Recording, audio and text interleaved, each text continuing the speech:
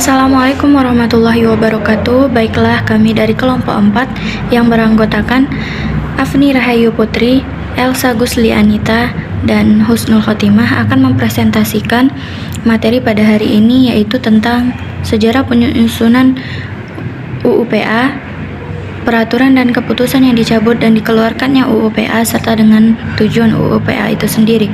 Baiklah, materi selanjutnya akan dijelaskan oleh pemateri. Assalamualaikum warahmatullahi wabarakatuh. Baiklah, saya Afni Rahayu Putri akan menjelaskan tentang sejarah penyusunan Undang-Undang Pokok Agraria. Sejarah penyusunan Undang-Undang Pokok Agraria melalui 5 tahapan atau 5 panitia. Yang pertama, Panitia Agraria Yogyakarta. Yang kedua, Panitia Agraria Jakarta.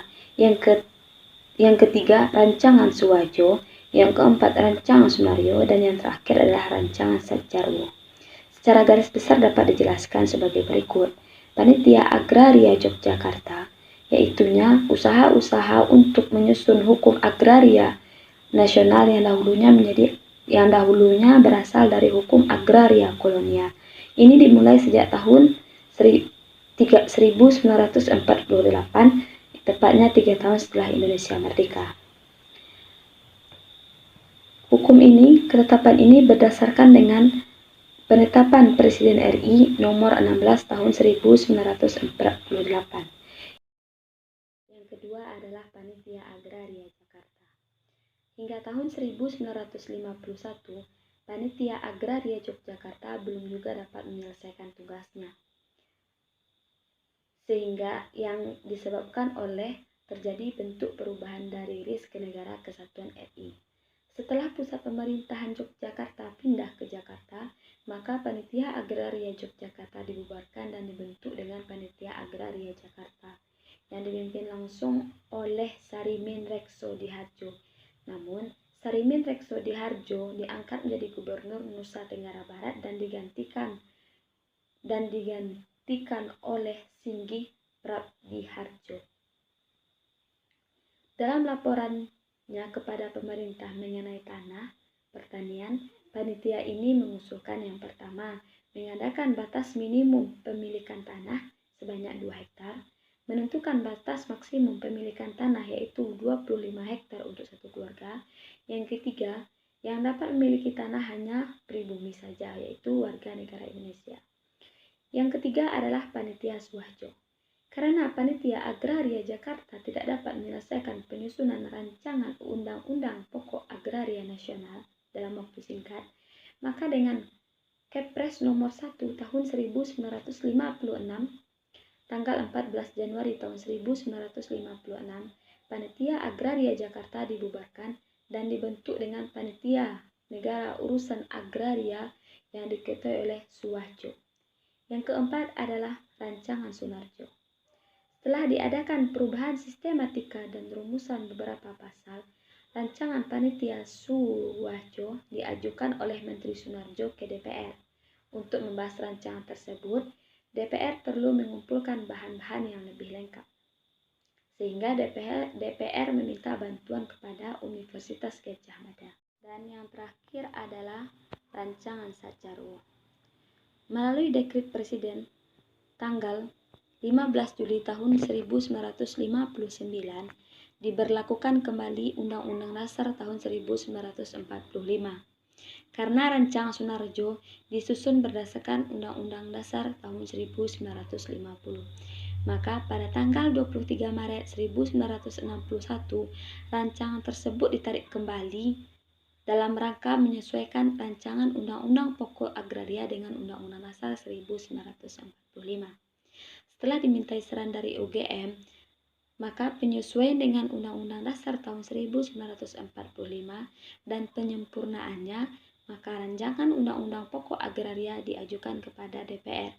Pada Sabtu tanggal 24 September tahun 1960, rancangan Undang-Undang Pokok Agraria disetujui dan kemudian disahkan oleh Presiden RI menjadi Undang-Undang Nomor 5 Tahun 1960 tentang Peraturan Dasar Pokok-Pokok Agraria.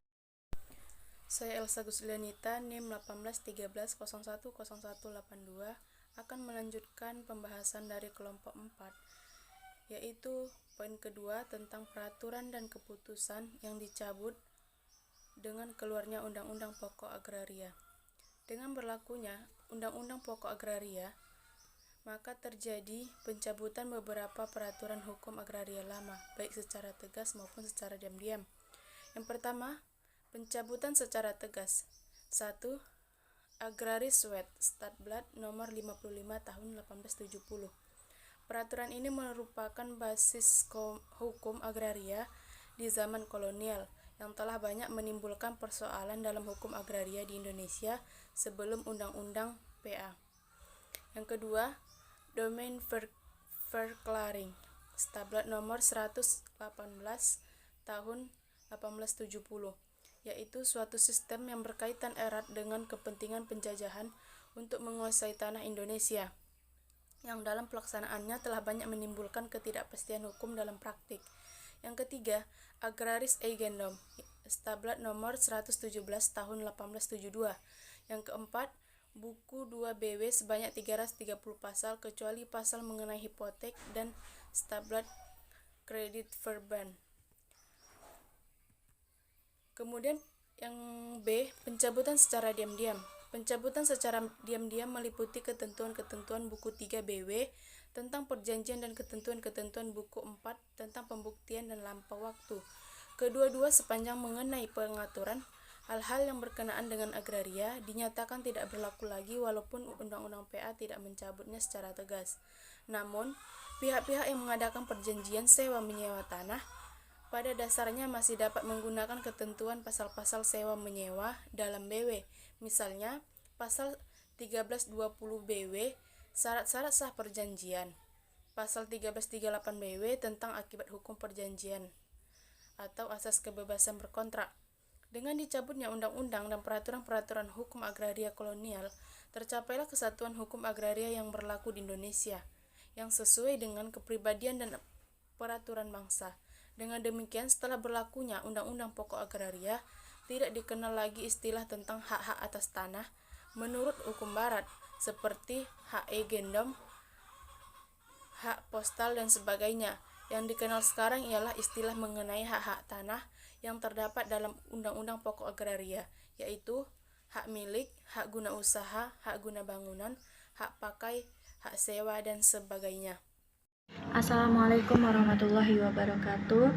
Baiklah, saya Husnul Khotimah, NIM 1813010176 akan mempresentasikan poin ketiga, yaitu tujuan Undang-Undang Pokok Agraria. Baiklah, tujuan diundangkannya Undang-Undang Pokok Agraria sebagai tujuan hukum agraria nasional dimuat dalam penjelasan umum UUPA, yaitu A. Meletakkan dasar-dasar bagi penyusunan hukum agraria nasional yang akan merupakan alat untuk membawa kemakmuran, kebahagiaan, keadilan bagi rakyat dan negara, terutama rakyat tani dalam rangka masyarakat yang adil dan makmur. Dasar kenasionalan hukum agraria yang telah dirumuskan dalam UUPA adalah yang pertama, yaitu wilayah Indonesia terdiri dari bumi, air, ruang angkasa, dan kekayaan alam yang terkandung di dalamnya merupakan suatu kekuasaan tanah air dari rakyat Indonesia yang bersatu sebagai bangsa Indonesia. Terdapat dalam pasal 1 Undang-Undang Pokok Agraria. Yang kedua, bumi, air, ruang angkasa, dan kekayaan alam yang terkandung di dalamnya merupakan karunia Tuhan Yang Maha Esa kepada bangsa Indonesia, yang merupakan kekayaan nasional. Untuk itu, kekayaan tersebut harus dipelihara dan digunakan sebesar-besarnya bagi kemakmuran rakyat. Terdapat dalam pasal 1, 2, 14, dan 15 Undang-Undang Pokok Agraria.